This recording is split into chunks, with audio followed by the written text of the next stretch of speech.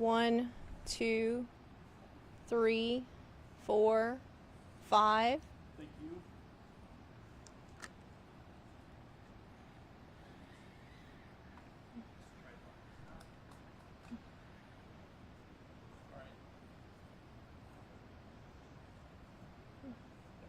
So we're good? Well, hello everyone. Thank you for coming out today to Leavenworth for our press event. I'm Amy Alexander. I'm the Public Affairs Specialist for FBI Seattle. You should have received copies of our press statements. They're also going to be emailed out today after the event. We're going to be doing a Q&A after we hear from our speakers. And when we open up for questions, please state your name and outlet before your question. Our speakers today are Peter Orth, and he's the Senior Supervisory Special Resident Agent for our Yakima and Tri-Cities resident agencies for FBI Seattle. We also have Sheriff Mike Morrison here today to speak with you.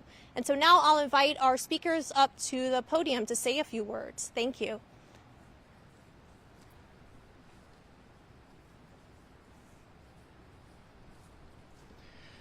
Good afternoon, everyone. My name's Peter Orth. I'm the Supervisory Senior Resident Agent for the FBI offices in Yakima and Tri-Cities. Thank you for joining us. The media is very important and plays a very important role in the ability of law enforcement to push information out to our communities. So thank you for helping us spread the word. At this time, the FBI is conducting a grid search operation today and tomorrow near the Rock Island campground. But I want to be clear that currently we have no evidence that Travis Decker is alive or dead. But we are conducting a grid search operation over the next 2 days. It's currently taking place right now. We hope to find evidence that will lead us to Travis Decker or any information regarding the murder of his 3 daughters. By thoroughly searching and documenting the area, we can help prevent the need to review the area in the future by collecting all possible evidence. Today there are nearly 100 FBI and partner agencies personnel on the ground to participate in this search operation.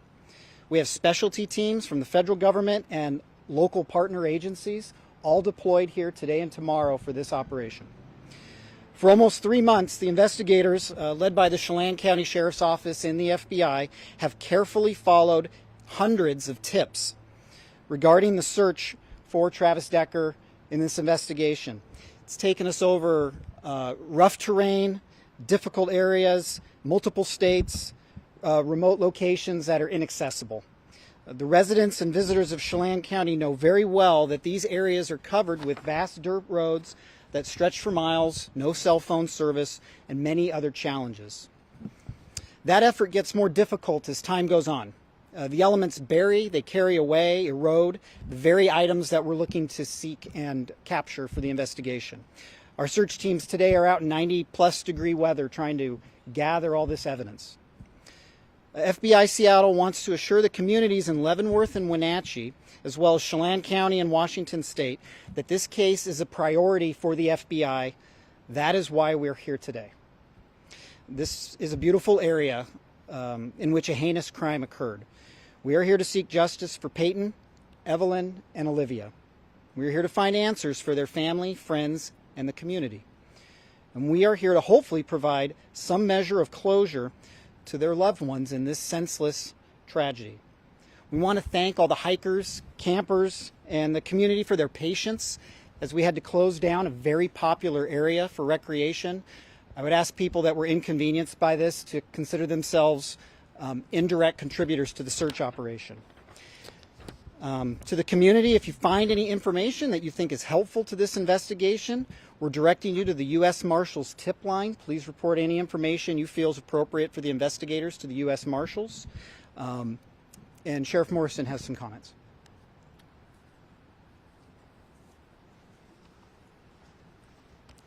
Thank you. Thank you all for being here again. I just want to publicly recognize Peyton, Evelyn, and Olivia again. We have not forgotten about them. We still send our thoughts and prayers up to them. We're thinking of their family during this time. But more importantly, I just want to say thanks to the Seattle office of the FBI and all the partnering offices that have also come out to support this current operation. We've made it very clear over the last 3 months that we have not given up. We've continued to track down leads. Our investigative unit continues to follow up on evidence that's coming back from the Washington State Patrol. We thank Chief Batiste and his agency for, again, being a valuable partner. You see them out there again today. I'd also like to thank the U.S. Marshal Service for also being out with us during our search. I'd also like to thank the Yakima County Sheriff's Office, the Yakima Police Department, the Spokane County Sheriff's Office, and our agency for being out there, along with the U.S. Forest Service, the U.S. Army's Criminal Investigation Division, and Central Washington University's Anthropology Department. Again, we recognize Chelan County Sheriff's Office as a medium-sized agency.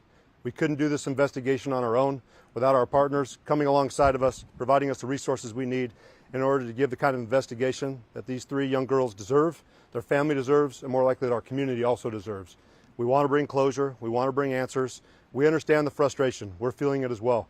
It's been 3 months. We would love to have Travis Decker in custody, standing in front of a judge. We recognize that at times these kind of investigations take time. It's going to take perseverance, and as we saw with our partners in Okanagan County Sheriff's Office, after 3 years they were able to track down their homicide suspect, unfortunately deceased in a homeless camp in Spokane. We recognize that those are the kind of outcomes that do come over time. So it's going to take patience, understanding from our community. Again, we appreciate Whitney, her family, the girls' families and friends for being patient and understanding with the Sheriff's Office, and being understanding that our partners are doing anything and everything possible to do a thorough investigation, following up on all leads, and not limiting any kind of resources that are available. I appreciate the funding that's come in to allow this kind of operation to take place today. You've seen this over the last several months with our partnering and neighboring agencies, not only nationally within the state, but also internationally, that have followed up on leads on our behalf. Again, the Sheriff's Office and the citizens of Chelan County are appreciative. We'll continue to be appreciative, but again, we will not relent, we will not give up until this investigation is concluded and that Travis is accounted for and or taken into custody. Again, I appreciate your time. Thank you for being here, showing support for us, and we'll take any questions you may have. Sheriff Michelle Esteban from Como News. Could you be specific about why this is such a targeted location? It seems to be site-specific. What has led investigators here? Absolutely. So this is the primary area where the initial crime took place. We've had our agents, our investigators, along with the U.S. Marshal Service and our volunteer search and rescue team that did a thorough grid search around the initial campsite. We had our investigators embedded in with that process. The FBI is now following up behind to expand that out. Based off the information that we've received back from behavioral analysis on a possible outcome of how this may have gone or where Travis may have gone, we wanted to expand our efforts out. And further, we wanted to support and provide a solid foundation for our investigation and what areas we have searched for future investigators when they come on scene if we haven't settled this or found Travis in the next couple of years. But it's going to take us some time, and we're going to continue to do a thorough search and continue to expand out around the initial crime scene to ensure we didn't miss anything. I believe we did a thorough search initially, but again, when we come back with new technology, more resources, more personnel, that allows us to better document what we have covered for future investigations. And Sheriff Morrison, Brady Wakayama with King 5 News. How did you folks decide on the time, on how long you plan on being out here? Just 2 days rather than a week, or less time or more time? Why is it only just 2 days? Based off the resources we had, and again, I'll let the FBI follow up further as they're the ones leading this investigation and the follow-up operation. It seemed appropriate with the amount of ground we were trying to cover, and again, we're mapping it out. If we need to expand further, I understand that they can take more time to expand out, but again, we've agreed on those 2 days. We'll reassess once that time frame comes to an end. And how much ground are we trying to cover over the next 2 days? As I understand it, we're going about a quarter-mile radius around the campsite. If we need to expand out further, we will. Based off investigations and follow-up we've done with the U.S. Marshal's Office, looking into similar cases, we found that historically and typically that you found the homicide suspect and those responsible within a quarter mile of the scene, either alive and or deceased. Is there any new evidence that you've uncovered that you can share with us that led you to this location?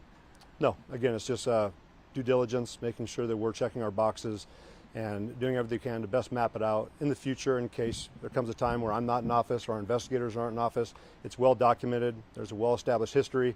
And anyone can pick up where we left off. We saw this with the Green River Killer case that started in the early 80s, expanded out in the early 2000s. I can tell you that a lot of the investigators that were assigned to that case had long since retired once he was taken into custody. Again, we want to lay that kind of foundation in case our investigation goes that long.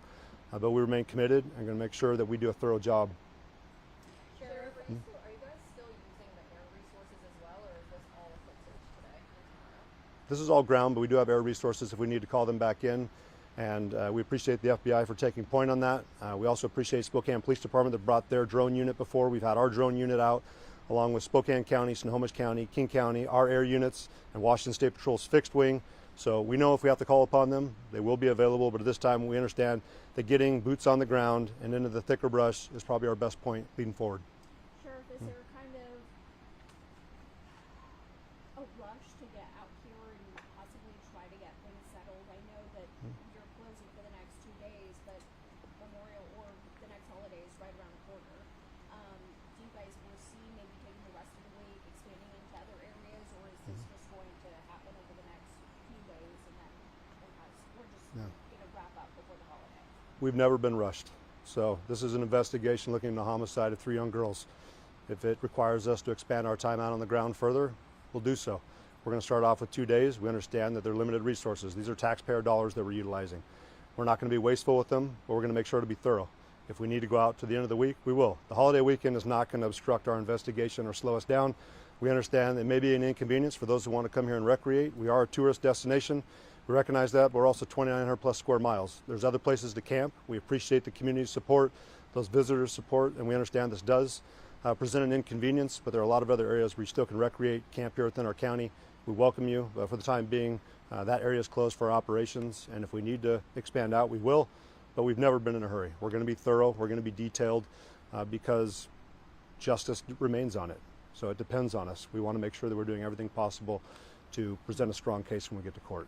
And Sheriff, you may have mentioned this before, but what additional resources are in this search versus previous ones? What's the difference?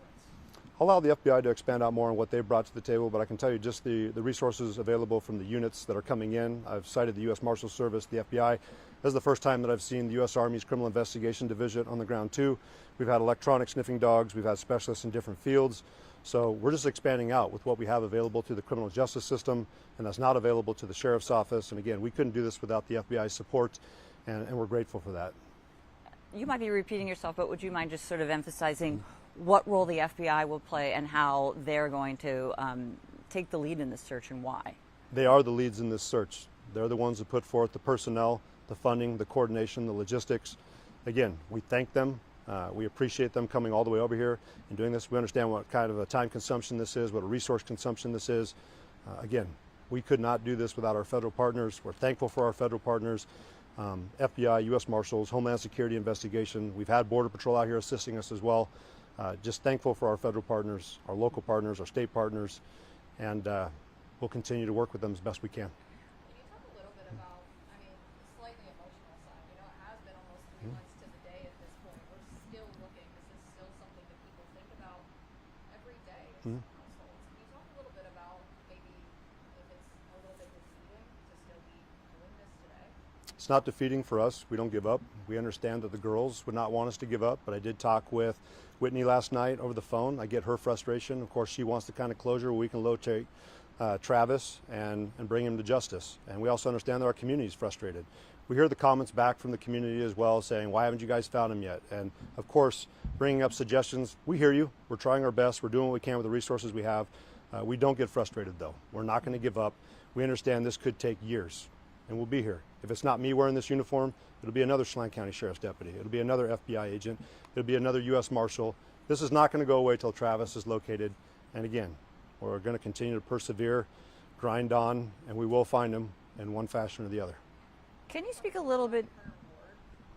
Current award that the U.S. Marshal Service is offering is $20,000, and I know I've heard calls from the public, why don't you raise that amount? Again, we don't control that. We appreciate the U.S. Marshals for putting in the work that they have. Having Travis be in the spotlight that he is in, and also the funds that have been made available to turn him in. I don't think there's anything saying that members of the public couldn't come up with their own funds to offer up, but again, I would tread lightly in there because fraud is a real thing. But again, we're pursuing forward with justice. We hope that individuals do take the award as a serious offer, and we'll continue to work with the Marshal Service. If we're able to get additional funding, we're grateful for that as well. Can you speak a little bit to, I know we've talked about the terrain extensively, his military training, but what is the likelihood with the type of weather we've experienced that Travis Decker is alive at this point? Yeah, we'd never presume that he's alive or dead until he's accounted for or found in one fashion or the other. I've said it before, I don't believe he's special in any way. He was part of the military. I appreciate his service. Right now, he's a criminal at large. He's wanted for murder and kidnapping. We have other individuals on the ground that are more trained, are instructors in this field, they're actual survivalists, and I feel like we have the right members on our team, and he's got a lot of people hunting against him. I've said it before, he's got to be perfect every single day. We just have to be perfect once, and if he is still alive, I got to imagine he's pretty tired by now. But we understand the likelihood that there could be a potential that he is deceased, but until we find him, alive or dead, we're going to continue search. Question for Agent Orth, if I could. Sir. The question was asked, sir, about resources. Jefferson Robbins with NCWI TV. The question was asked about FBI resources, and I know this is characterized as a grid search, but can you say anything about the people involved in the grid search? Are there people with specialties, special skills that you wanted to have for this operation? Yeah, absolutely. So we brought in people with specialty skills. The FBI maintains what's called the evidence response team. We have many of those individuals embedded with the teams. We have members of the FBI SWAT team embedded with each of the search teams that are out there. And to be clear, there are a number of search teams that are searching this area. It's not one big team moving around. It's several smaller teams. So we have those experts there. We have experts from outside agencies that are here. So we have electronics experts currently on the ground right now at the Rock Island Campground. So any possible investigative or search personnel that would bring an expertise to the table, they are here today. The notice of the closure of the Forest Service area came out on Friday. How far in advance was this operation planned? It's something we've been discussing for a while. It takes a long time to put this many resources, 100 people together with the right expertise in the same place at the same time. We also didn't want to, impact the public unduly because this is such a popular area. So I would just say weeks and weeks. This has been in the works. Maybe actually more than that. Were you counting on this weather? We'll take it. We'll take it. And once more, when do you guys plan on reopening this area? Obviously, as we discussed, potentially 2 days to start, potentially longer, but what about now? So right now the game plan is for the area to be reopened Tuesday evening to the public. If we will change that if something during the search dictates that we need to. But at this point, it will be reopened Tuesday evening. And around what time? Do you have a Yeah, the Forest Service websites posts a specific time. I believe it's roughly 5 o'clock. The Forest Service website has it for sure. When we're talking about this search, is it day and night, or are we doing like a 9 to 5 search? What does that look like? So it's more daylight hours is when we're searching. Even though it's really hot, we're searching daylight hours. We are going to have personnel overnight at the scene, but they will not be conducting the search. But it's daylight hours searching. That gives us the highest probability of spotting something visually, because this is just an old-fashioned ground search. As Sheriff said, boots on the ground, eyeballs looking at the ground. And for anybody who's gone into this area and hiked, they know it's thick and dense. For anybody who's gone into this type of area and bushwhacked, which is what the teams are doing now, they know it's incredibly intense. And so it's just very manpower intensive. And you say overnight personnel, what's their role in all this? Scene security. Yeah, the scene is locked down. We don't want people coming in at night. So we have personnel who've locked the scene down. Is it unusual for the FBI to be involved in a search like this, and why or why not? No, it's not. This is a federal crime. There's a federal warrant out for Travis Decker, and so it's not unusual. The FBI can bring, as we've talked about today, a tremendous amount of resources to these problems. A rural area, remote, no cell phone service. We can bring those resources to the table. We can partner up with our law enforcement partners to be force multipliers. But at the end of the day, there's a federal crime, several federal crimes that have been committed, and so we're shoulder to shoulder with the sheriff's office. Okay. Why now? It's been almost 3 months. You guys have gone over this a few different times. Several agencies have. You've gone back to Rock Island a few times. Why now? Do you think you'll actually find something different? Well, we have to believe that. Yeah, there's nothing wrong with being. You can't be too thorough in a search like this. Like I said, it is such incredibly dense vegetation that anybody who walks down one of these trails could walk 10 meters off the trail and no one would ever know they're there. And so by coming in with a very, I would say, sophisticated search operation where everything has been divided up by GPS coordinates. Responsibilities have been divided up very specifically. It's going to be documented electronically and visually what ground has been searched, what's been cleared, so that potentially future teams that come in don't need to go over the same area. Is there a fear that it's too late? I mean, there's been campers there, there's been people walking through that area, evidence stomped all over potentially. Is it too late? No, it's definitely, it's never too late to go look for evidence. So no, we don't feel that way. So I just want to be clear, is there a break in the case here? Does that have anything to do with why you're targeting this area? Or is it what I'm hearing? We just need to be abundantly thorough and cover that grid, which we know we can do in 2 days. We need to be abundantly thorough and cover that grid very, very thoroughly, because the overgrowth, things on the ground get grown over very quickly. So we just want to be very thorough. There is no break in the case, to use your term. Okay. And the equipment they're going to be using, is this just like machetes? I mean, are they bushwhacking through?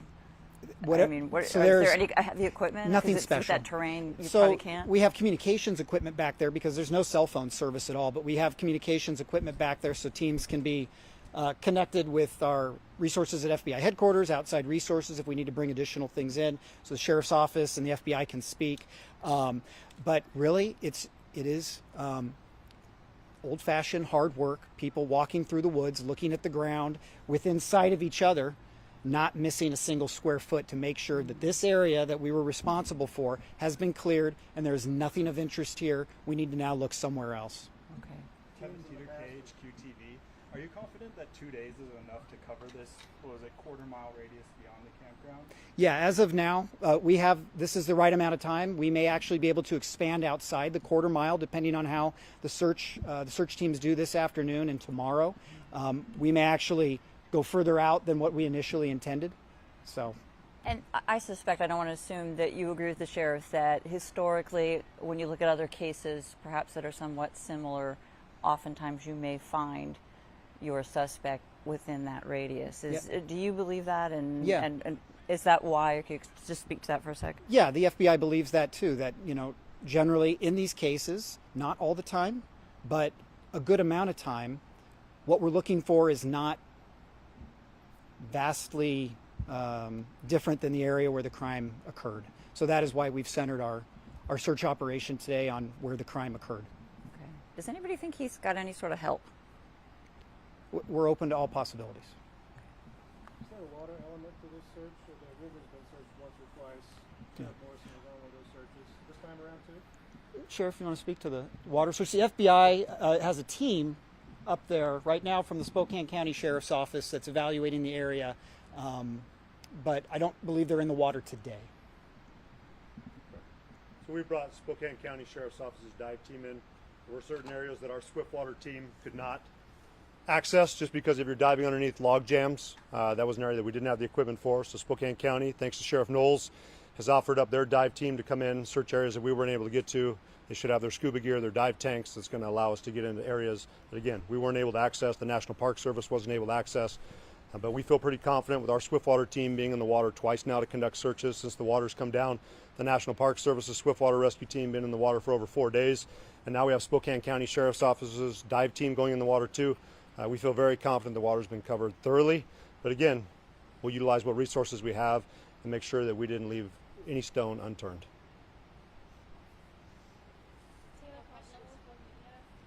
Beyond the grid search, do you guys have any other specific areas that you're keeping an eye on that are identified? So for today, the operation is the grid search centering at the Rock Island campground. There are lots of areas that are interesting around here, of course, that a man can travel to on his 2 feet. But today we're just focused on the Rock Island campground area. I have a question. Sir. Scott Hobson with Fox 13. When you're, maybe not this case necessarily, but in your past experience, what kind of clues might you be looking for? Like maybe perps lose ball caps or shoes or something. Yeah, we're looking for anything interesting that is in the wilderness that would be left there by a person, specifically a man trying to evade law enforcement. So we're looking for anything. Have there been any recent sightings? Pardon me? Are you guys still hearing from tips on that tip line? Yep. I'm sure it's died down. Yeah, absolutely. Tips still come in, and every one of them is evaluated. Like I said, The FBI and partner agencies, the Sheriff's Office, the Marshals have cleared literally hundreds and hundreds of tips. One by one, an agent or an investigator or a team of investigators is clearing each one of those tips. They are still coming in, yes. Have there been any sightings recently in this area that we might not know of? Not from the FBI's perspective. I don't know, Sheriff, if you followed up anything recently. So we've had reported sightings. We've had our partnering agencies, and of course our agency also tracked down. They have not turned out to be Travis, but again, we appreciate the community remaining vigilant, reporting it to us, and again, we're not going to overlook any investigation or tip that comes in. So we get it. Just our most recent sighting that we documented over there in Idaho. Clearly, that did not turn out the way we wanted to, but we appreciated the public again being aware of what was going on. Most recently here, I was talking to the sheriff with King County. It sounded like one of their council members had also viewed someone potentially when they were out hiking the Pacific Crest Trail. King County Sheriff's Office went out and did a follow-up on that. We appreciate it. We know they're spending around 12 hours more, from what I understand, doing a search, following up on that information, but again, it didn't pan out. But we continue to get it. Even today, as I was going through my mailbox, we had a couple more potential sightings that came in. We'll forward it back over to our partners with the U.S. Marshals Service and our investigators. But we do have things that we're following up on, and again, we appreciate the public for helping us out. Sheriff, would you mind just reminding me, has there ever been a sighting of him right in that Rock Creek campground, Rock Island campground, after the bodies were recovered? There was one potential sighting that we had with our search crew when they were up in the Enchantments area in the helicopter. We did track that down, but I'd also point out when Kittitas County, thanks to Sheriff Myers and his staff for following up and helping us out, they had an individual that was a potential sighting that took off running from them. They did catch up, and unfortunately we just found out it was an individual who didn't like law enforcement. I don't think it's the first time we probably experienced that in our careers, but we get those kind of incidents as well. Okay, thank you. Yep.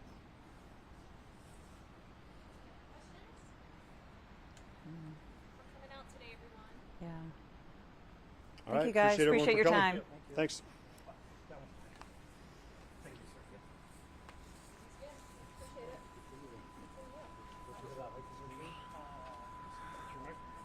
So I thought we were going to